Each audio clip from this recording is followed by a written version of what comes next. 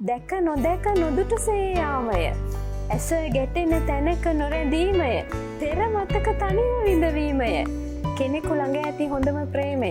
නෙලාගෙනුමට නොහැකි වූවද අත්හැරීමත් නොවේ ප්‍රේමය.